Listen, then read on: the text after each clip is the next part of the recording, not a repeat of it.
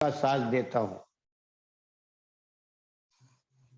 कौन कहते हैं? आज का दिन जो है 6 तारीख, और आज के दिन जिनका जन्म हुआ था, है ना, उनका नाम है यल एन हरदास। कामठी के रहने वाले, नागपुर के पास में। और उन्होंने ये जय भीम का नारा दिया है।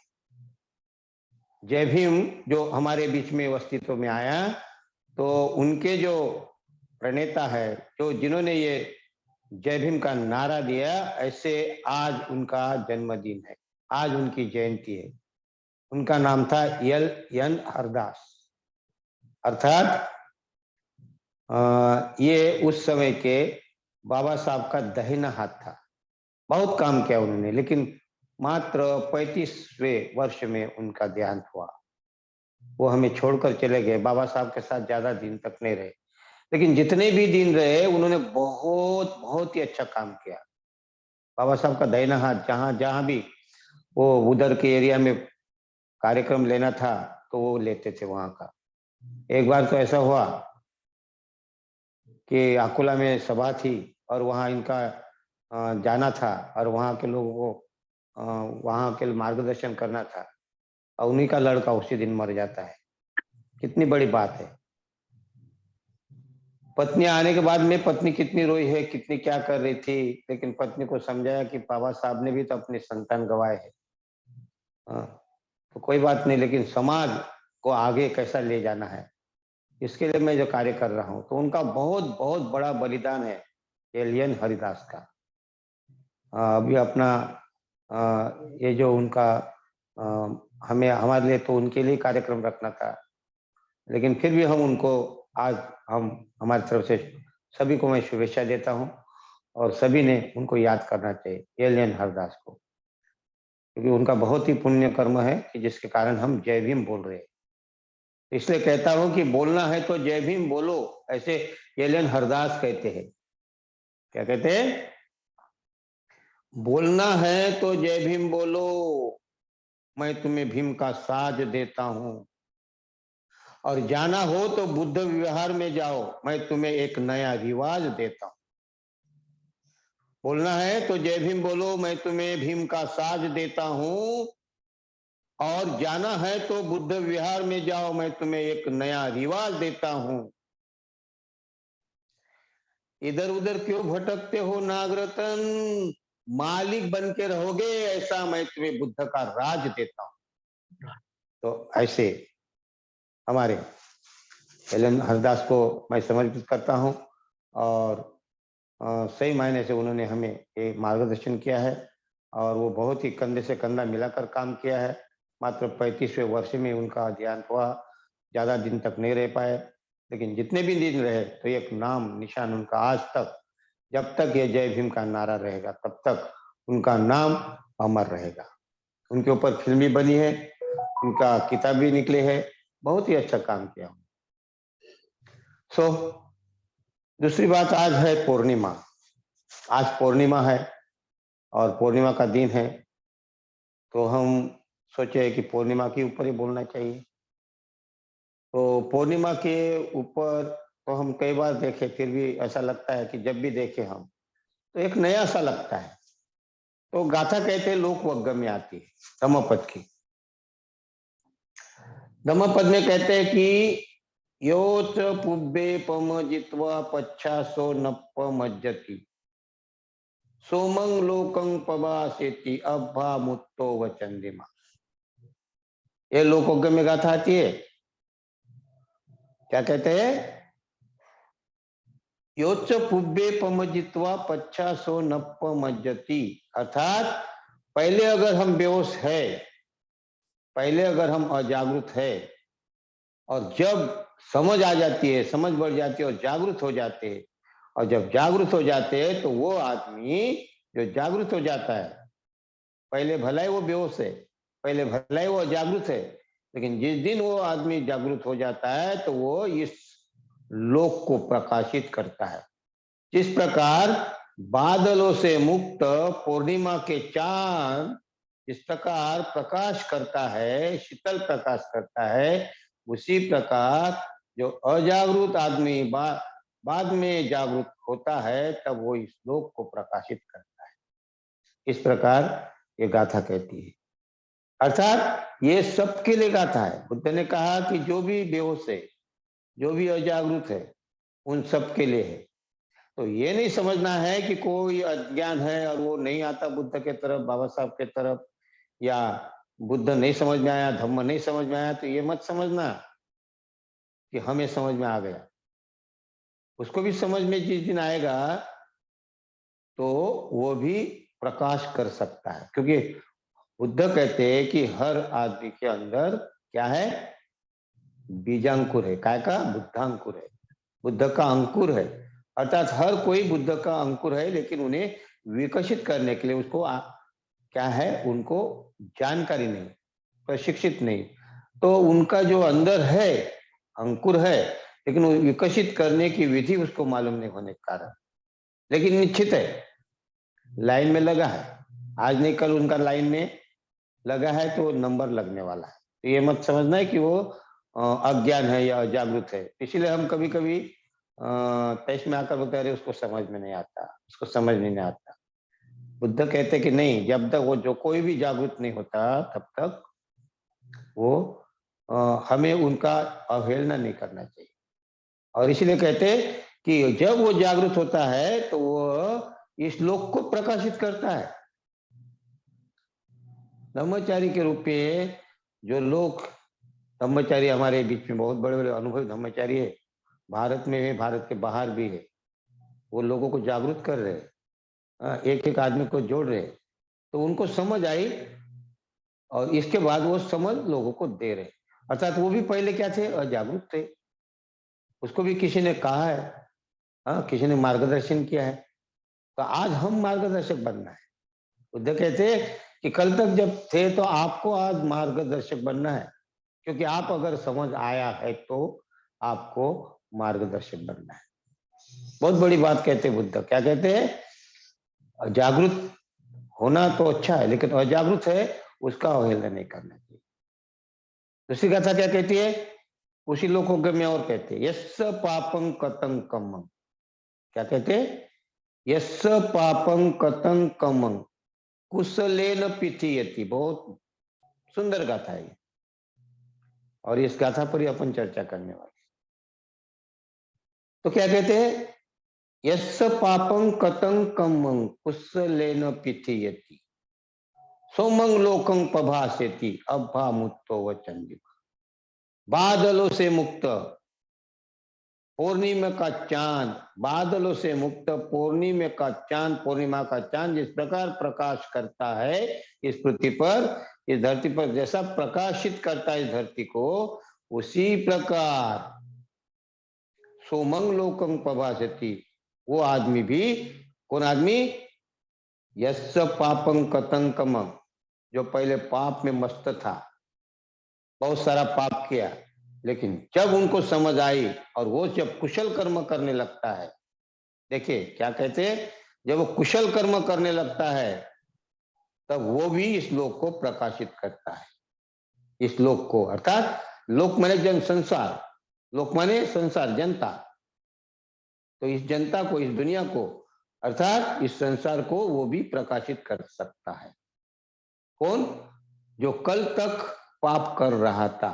कितनी अच्छी बात कहते बुद्ध यहाँ, देखिए, कल तक, अर्थात यस्स पापं कतं कमं, पाप कर्म करता रहा, जो पहले अभी पाप कर्म करता रहा, लेकिन बाद में उसको समझ आई, और समझ आने के बाद में जब वो कुशल कर्म करने लगा, भजनदार कर्म करने लगा, तो उस कर्म में, उस कर्म से वो इस लोक को प्रकाशित करता है। तो क्या कहती है गाथा? पीठियति, पिथियति, क्या कहते हैं? कुशलेन पिथियति, कुशल कर्म से पिथियति, यानी पिथियति माने ढाक देना, ढाक देना, दबा देना, या नष्ट कर देना, या गायब हो जाना। पिथियति का मतलब होता है कि ढक जाना, ढक देना, या गायब कर देना, या दबा देना, नष्ट कर देना। तो क्या कहते हैं, कुशलेन पिथेति, कुशल कर्म करने से ढाक देता है। जिस प्रकार कुशल कर्म करने से छोटे मोटे जो पाप कर्म है उसको ढाक देता है। तो कुशल कर्म क्या है? तो कुशल कर्म है, जो कुशल कर्म जिसको कहा है, तो सबसे कर्म, बड़े बड़े कर्म को अगर देखा जाए तो ध्यान, ये कुशल कर्म है। वजनदार कर्म कहा गया इसको। हाँ, और ये वजनदार कर्म से छोटे मोटे कर्म ढक जाते हैं। क्योंकि बाबा साहब ने भी बुद्ध और उनके धम्मों में अगर आप पढ़ेंगे तो लिखा है कि अहोशी कर्म ये ऐसे कर्म है कि कुछ छोटे मोटे कर्म को वो दबा देते हैं, अर्थात वो नष्ट हो जाते हैं कर्म। क्योंकि वजनदार कर्म का इतना प्रभाव रहता है। ऐसा जैसा समझिए कि एक बड़ा पत्थर है, एक जगह बड़ा पत्थर है और छोटे छोटे कंकर है। तो छोटे छोटे कंकर जब पत्थर के ऊपर, उसके ऊपर बड़ा पत्थर रखने से छोटे छोटे दब जाते, बड़ा पत्थर रहता है। इसी प्रकार अगर हम अच्छे कर्म करते हैं, कुशल कर्म करते हैं,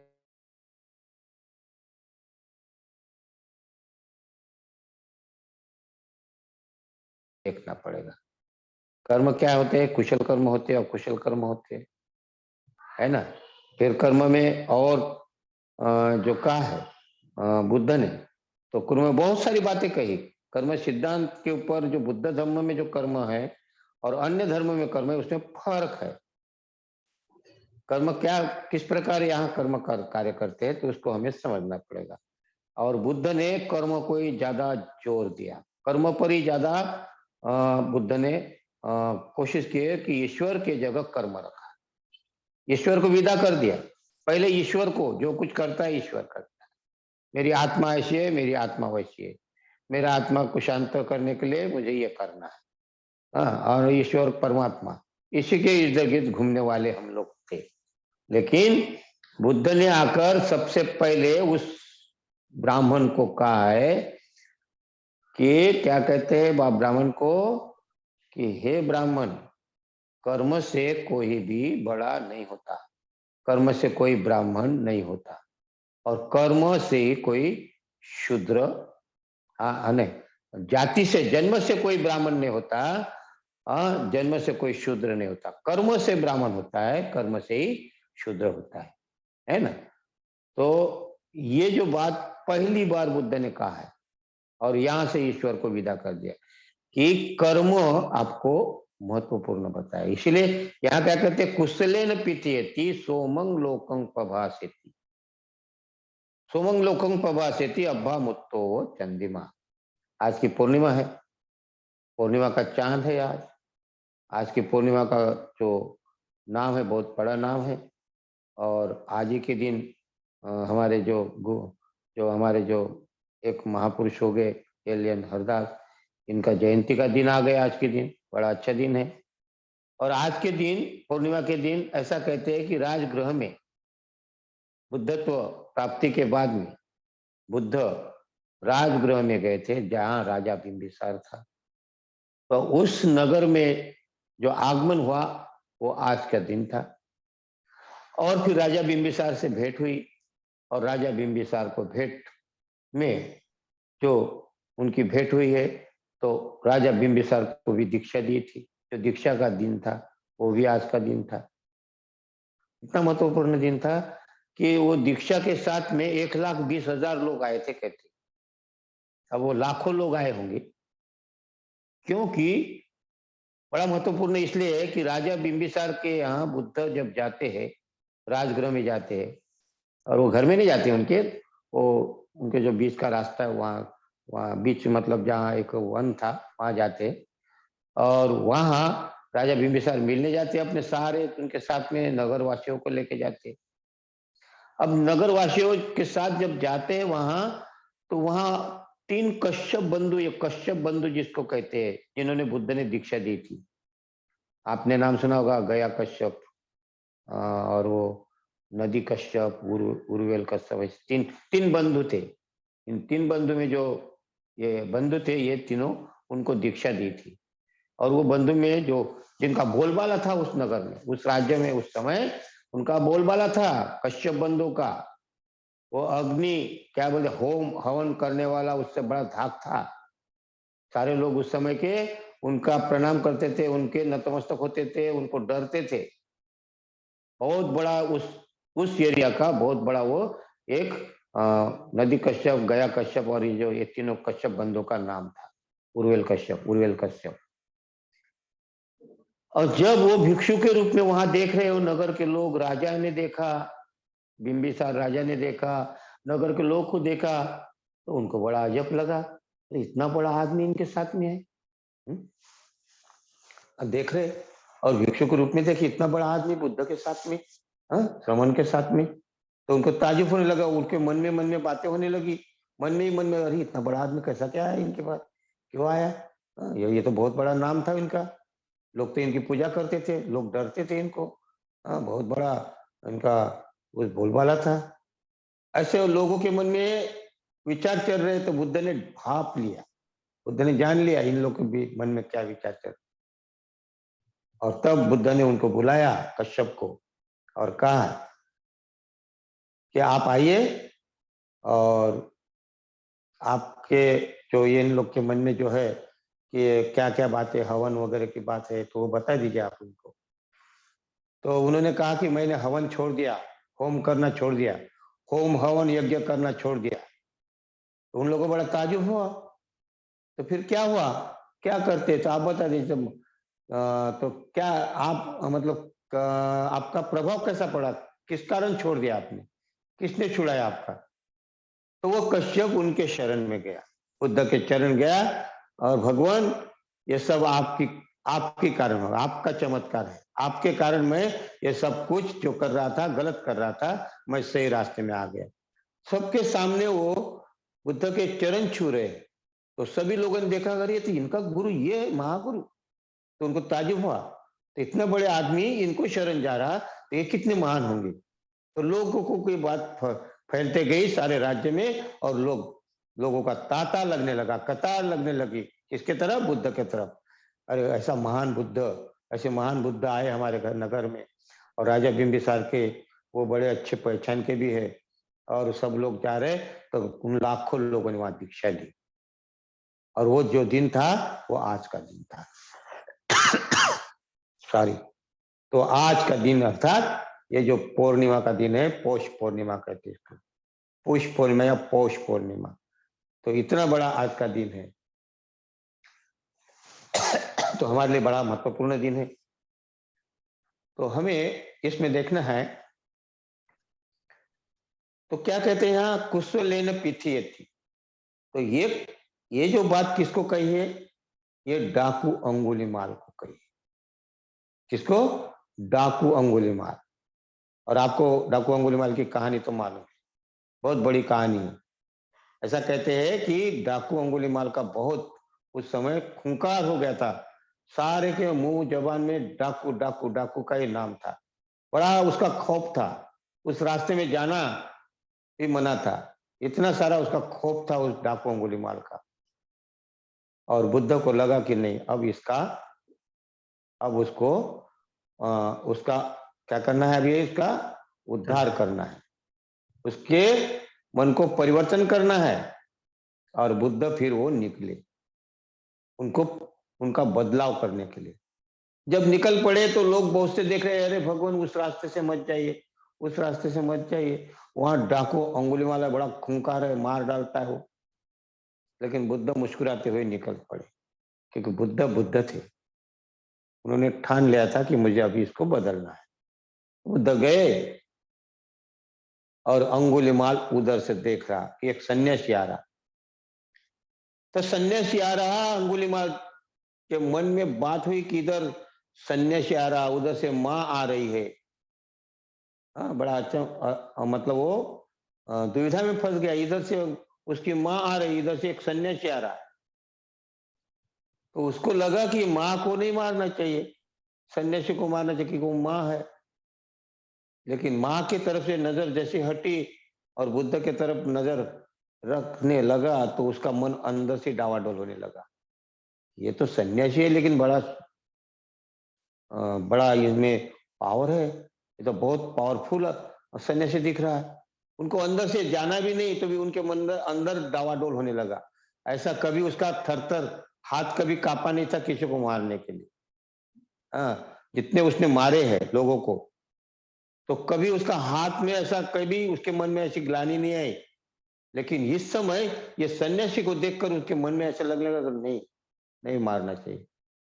क्यों नहीं मारना चाहिए? अंदर से उसकी आवाज उठने लगी। और सन्यासी जा रहे, अर्थात बुद्ध जा रहे, पास पास जा रहे, पास पास जा रहे, लेकिन उसको ये नहीं कह रहा कि मैं क्या करूं, मारू कि नहीं, मारू कि नहीं। देखिए कितना अंदर, देखिए बुद्ध का प्रभाव देखिए, बुद्ध की आभा देखिए। हाँ, उसका मन डावाडोल होने लगा, नहीं मारना चाहिए सन्यासी को। लेकिन अंदर से तो मन कह रहा था, लेकिन दूसरा भी मन उसका कहता था, नहीं अंगुली, माल तेरे को तो मारना पड़ेगा, तेरे को तो मारना जरूरी है। और फिर भी ये बोलता है, नहीं मारना चाहिए, मारना चाहिए। इसी दुविधा में उसके मुंह से निकल गया, ए सन्यासी रुक। क्या कहता है? ए सन्यासी रुक। देखिए किसी सन्यासी को रुकने के लिए नहीं कहा, किसी आदमी को रुकने के लिए नहीं कहा। ये बड़ी मजे की बात है, देखने लायक बात है। क्योंकि उसका मन, दो प्रकार का मन, एक कहता मार, एक कहता है नहीं मार। और नहीं मार का विजय हुआ, इसलिए उसके मुंह से क्या निकला? ए सन्यासी रुक, नहीं तो मैं मार डालूंगा। हाँ? ये कितनी दुविधा की बात है। उनके मन में चल रहा था ट्रेंड, नहीं मारना चाहिए सन्यासी को, तो इसीलिए रुक, अर्थात इधर मत आ, अगर इधर आएगा तो तेरे को मारूंगा, तू वापस जा।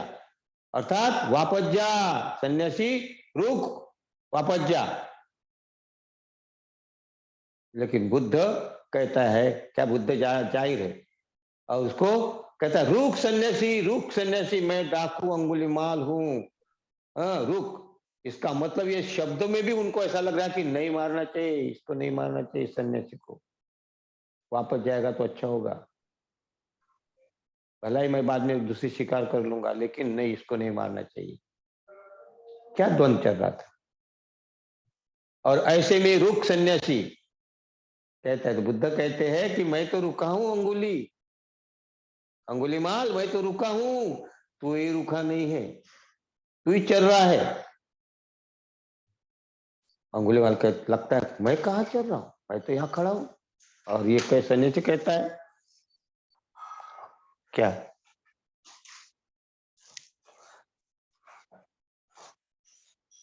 Sorry, sorry, sorry. तो अंगुलीमाल, अंगुलीमाल के मन में बात आई है, क्या बात आई है कि मैं तो रुका हूं, और ये बुद्ध कहते हैं मैं तो रुका हूं, तू ही चल रहा। और उसको लगता है मैं तो रुका हूं, ये कैसे बोल रहा है सन्यासी। और ऐसी बात में वो पास में बुद्ध, उनके पास में बुद्ध खड़े हैं, लेकिन उसका हाथ नहीं चल रहा उसके ऊपर। हाथ में है, उनके हाथ में तलवार है, जो भी उस समय का उनका शस्त्र था, वो हाथ में है, मारने के लिए तैयार है, लेकिन उठ नहीं रहा। और कहता है, सन्यासी अभी भी वक्त है, तू जा। बुद्ध कहते हैं कि अंगुलीमाल, पहले अपने आप को देख, तू पहले अपने आप को देख, और मैं एक तेरे को एक थोड़ा सी, एक छोटी सी बात है, वो अगर मेरी पूरी करता है तो मैं बताता हूं। तो बोल बोल सन्यासी, क्या बात है? बुद्ध कहते कि ये जो पेड़ है, पेड़ के कुछ पत्ते, 5 पत्ते मुझे लाकर देगा। अरे कौन सी बड़ी बात है। गया, अपना गया, और उस तलवार से वो पूरा एक क्या कहते हैं, शाखा काट कर ला दी उसने, एक पूरी शाखा काट के ला दी। और ये ले, तू तो इतने पत्ता मांग रहा था, मैं तेरे को इतने शाखा, ये पत्ते ऐसा तोड़ तोड़ कर दे रहा हूं, उसको तोड़ तोड़ कर, ये ले, कितने पत्ते चाहिए आपको? एक शाखा काट कर, उसके सारे ढेर सारे पत्ते थे, तोड़कर दे रहा है बुद्ध को। बोलते ये ले सन्यासी, कितना चाहिए तुमको? तुम तो 5 ही पत्ते मांगे, तो ये लो पत्ते। अब ऐसा एक काम और कर। क्या? बोले ये जो पत्ते जहां से तूने तोड़ा है ना, ऐसे अलग अलग, ये पत्ते उसको जोड़ दे। अब फिर रहेगा ठंडा, फिर हो गया स्तब्ध। बोलते ये एक नहीं हो सकता है, ये कैसा हो गया सन्यासी, ये कैसा हो सकता है, ये पत्ते कैसे जुड़ जाएंगे यार? तो बोलते अंगुलीमाल को, बुद्ध कहते कि ये अंगुलीमाल, जब तू ये तोड़कर लाया है, तोड़ता है तो तू जोड़ नहीं सकता, तो तोड़ने का अधिकार तेरे कुछ नहीं दिया। ये पत्ते तोड़कर इसमें जो जोड़ नहीं सकता, तो तुझे तोड़ने का अधिकार किसने दिया? ऐसे कितने लोगों को तूने मार डाला, कितने लोगों को मार डाला। उनको तू जोड़ सकता, उनके दिलों को जोड़ सकता है? तो तुझे ये दुख देने का अधिकार किसने दिया? और इसका भुगतान कौन करेगा? अंगुलीमाल समझ, आज भी समझ कि जब तू जोड़ नहीं सकता तो किसी की जान क्यों ले सकता है, क्यों ले रहा? समझ, आज भी समझ। और इसका ये जो कर्म है, ये कौन, इसका कौन पूरा करेगा? तो अंगुलीमाल को समझ आ रहा, धीरे धीरे धीरे धीरे सन्यासी का जो उनके मन में जो अंदर था भाव, मन में सोचने लगा कि ये सन्यासी अजब है, गजब सन्यासी है। और उनको बोले, आज भी अभी वक्त है अंगुली माल, अगर तू किसी को सुख नहीं दे सकता तो तेरे को दुख देने का अधिकार कहां से आया? हाँ? तू सबको दुखी कर दे, कितने अनाथ बच्चे कर दे, कितने अनाथ बेसहारा महिला हो गई। हाँ? और ये कब तक जारी रहेगा? और तब उन्हें समझ में आ गया, इसका कौन भुगतान करेगा, कौन इसका ये जो कर रहा कौन करेगा उसको पूरा? और फिर उनके मन में धीरे धीरे धीरे उनके प्रति बात आ गई, इसका जवाब दे। लेकिन उसका जो हाथ है थर थर कांपने लगा, उसके हाथ का वो शस्त्र नीचे गिर गया और अपने आप उसके चरणों में, बुद्ध के चरणों में रोने लगा। आंसू बहने लगे, उनकी आंखों से आंसू बहने लगे कि आज तक ऐसा मुझे कोई बताने वाला नहीं आया, इस पापी का अधिकारी कौन है। और तब वो अंगुलीमाल वहां से आगे के आपको मालूम है, सभी को मालूम है। और जब अंगुलीमाल को ये, जब वो उनके जो कर्म है, उनके बहुत मतलब क्या कहते, कितने कर्म करके थे उन्होंने, बुरे कर्म किए थे, कितने लोगों की हत्या की थी। तो बुद्ध कहते हैं कि ये जो कुशल कर्म किया उसने, ध्यान किया, उसको समझ आ गई, और ध्यान ये बड़े कर्म से उनके कर्म जो है, पाप कर्म क्या हो गए, ढीले हो गए, ढक गए। और ऐसा कहते कि वो औरत भी हो गई। तो एक डाकू अंगुलीमाल औरत हो सकता है, तो हम अपने कर्म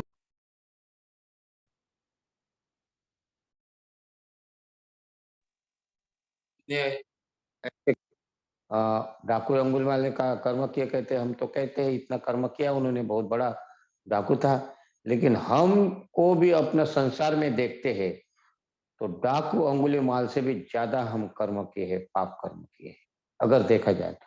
उसका तो एक ही टारगेट था, वो तो खाली हत्या करता था, एक ही टारगेट था, आदमी को मारता था। और यहाँ कितने लोग ऐसे हैं कि लाखों लोगों को तरसा रहे, कितने गलत कर्म कर रहे हैं, वो तो डाकू से भी महा डाकू है। हाँ? जो एक वर्ग को प्रताड़ना प्रताड़ित करते हैं, एक वर्ग के सारे हक छीन लेते हैं, और एक वर्ग अच्छा मजा करता है। हाँ? एक वर्ग अच्छा मजा करता है, ऊपर बैठा है, और बाकी लोग कितने कष्ट में है, कितने शोषित पीड़ित लोग हैं। हाँ? और बाबा साहब ने उन शोषित पीड़ित के लिए कितना क्या किया, ये हमें मालूम है। ऐसा कहते हैं ना कि जंजीरे गुलामी की तोड़कर गया मेरा भीम, जंजीरे गुलामी की तोड़कर गया मेरा भीम, और जातीयता के आतंक को मोड़ कर गया मेरा भीम। जंजीरे गुलामी की तोड़कर गया मेरा भीम, और जातीयता के आतंक को मोड़कर गया मेरा भीम। क्या है ना, क्योंकि ये तो बाबा साहब का उपकार है हमारे ऊपर। क्योंकि जातीयता का जो आतंक है, ये किसने बंद किया? बाबा साहब अगर नहीं आते तो आज जो हम रहते थे, जहां के वहां रहते, आज जो हमारे में परिवर्तन हुआ, आज जो हम बैठे, मैं बोल रहा हूं, ये किसकी देन है? कल तो बैठने के लिए अधिकार नहीं था। हाँ, कल बैठने के लिए अधिकार नहीं था, आज हम लोग बोल रहे, चिल्ला रहे, तो ये बाबा साहब के कारण हमें मिला है, वरना हमें ये अधिकार नहीं मिलता। और इसीलिए मैं कहता हूँ कि बाबा साहब ने हमारे लिए बहुत अपमान सहे, और बाबा साहब ने ऐसे जगह में लेकर गया, कहाँ लेकर गया, कहाँ लेकर गया, तो अनेक आंधियां उठी और अनेक आंधियां चली और अनेक तूफान उठे। क्या कहते हैं, अनेक आंधियां चली और अनेक तूफान उठे, नागरतन फिर भी बुद्ध के दरबार में छोड़कर गया मेरा, जंजीरें गुलामी की तोड़कर गया मेरा भीम, जातीयता के आतंक को मोड़कर गया मेरा भीम। यूं तो अनेक आंधियां चली, अनेक तूफान उठे नागरतन, फिर भी बुद्ध के दरबार में हमें छोड़कर गया मेरा भीम। तो ऐसे बाबा साहब ने बुद्ध के तरफ ले गए, और उस बुद्ध को हमें समझना चाहिए। और जो भी हमारे इसमें ऐसे आतंकवादी है, जो भी हमारे, जो हमें देखना चाहिए कि अंगुलीमाल तो एक कर्म करता था, पाप कर्म, लेकिन हमें अपने कर्म देखना चाहिए। हम कम से कम हमें अपने आप को क्या करना चाहिए, जांचना चाहिए, स्वयं को, अपने आप को देखना चाहिए कि मैं कहाँ हूं और लोग क्या कर रहे हैं, उनको छोड़े। तो यहाँ अभी देखेंगे तो देश में क्या हो रहा है। हम्म? देश में देश में कौन कौन सा वर्ग सुखी है अभी। अगर देखा तो किसान भी देखो कितने आत्महत्या कर रहे हैं, गरीब पीड़ित लोगों को खाना नहीं मिल रहा।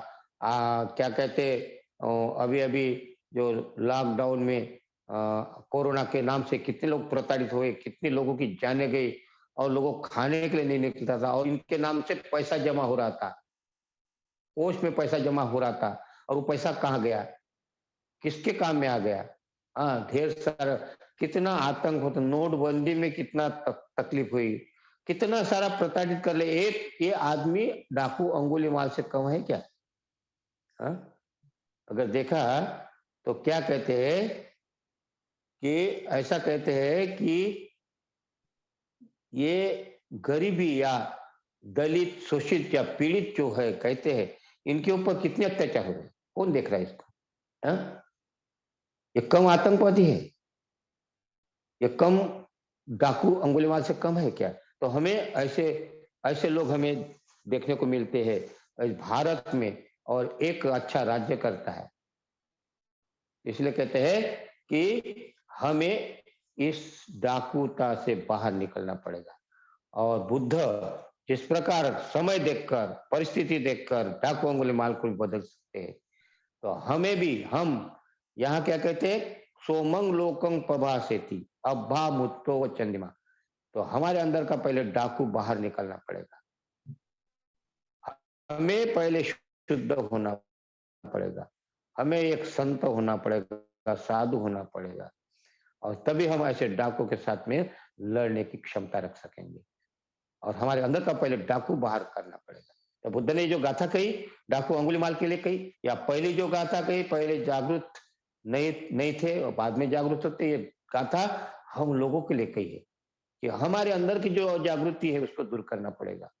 और इसके लिए तीसरी जो गाथा कहते हैं, वो तीसरी गाथा भी बड़ी महत्वपूर्ण है, लेकिन समय के अभाव में वो मैं नहीं बता पाऊंगा, क्योंकि क्या है कि वो कहते यो हवे दहरे अनुयुंजते बुद्ध शासन। क्या कहते हैं, यो हवे दहरे भिक, क्या कहते हैं, यो हवे दहरे भिक्खु युज्यति बुद्ध शासन सोम सो इमंग लोकंग पकासेति अभामुत्तो व चंदिमा।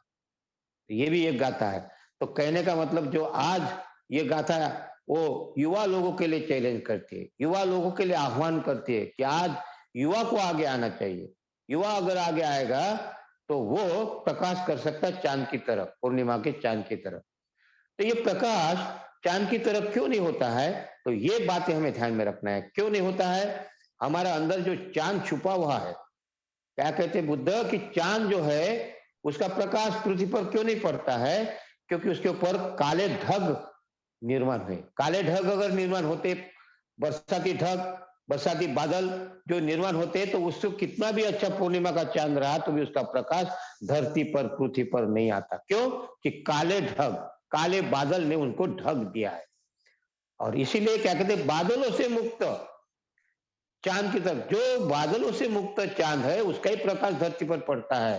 तो आप भी चांद हो, बुद्ध कहते हैं आप भी चांद हो, एक एक आदमी चांद है, लेकिन आपके ऊपर वो काले बादल ने वो आपके चांद को ढक के रखा है। तो कौन से काले बादल है हमारे? तो हमारे काले बादल है ईर्ष्या, मत्सर, जलन, गुस्सा, द्वेष, अहंकार, स्पर्धा, छल, कपट। ये हमारे ऊपर बादल है। और ये बादल के कारण हमारा चांद क्या है, उसका प्रकाश, चांद तो है पूरा, लेकिन उसका प्रकाश नहीं हो पा रहा हमारा, क्योंकि ये ढग, ये बादल को हमें छटाना पड़ेगा, हटाना पड़ेगा। तो इसको ध्यान की प्रक्रिया से ही हम इसको देख सकेंगे और इसके ऊपर कार्य कर सकेंगे। तो हमारे अंदर जो ईर्ष्या है, ये ईर्ष्या के बादल है, मत्सर के बादल है, जलन के बादल है, गुस्से के बादल है, द्वेष के बादल है, क्रोध के बादल है, और हमारे जो छल कपट करने के जो बादल है, ये पहले हटाना पड़ेगा। और ये हट जाएंगे तभी हम अच्छे चांद की तरह प्रकाशित कर सकते हैं लोगों को। तो हम भी एक डाकू की तरह है, हम भी एक वो सामंजनी की तरह है जो अजागरूक था और फिर जागरूक हो गया। हाँ, तो इसी प्रकार हमें भी हमारे अंदर जागृति लानी पड़ेगी, और वो जागृति आएगी ध्यान से। तो आए हम इसके बाद में ध्यान की तरफ ध्यान देंगे, चिंतन करेंगे। आपने सुना, आपके अंतर्मन को प्रणाम करता हूँ और यहीं रुकता हूँ। जय भीम।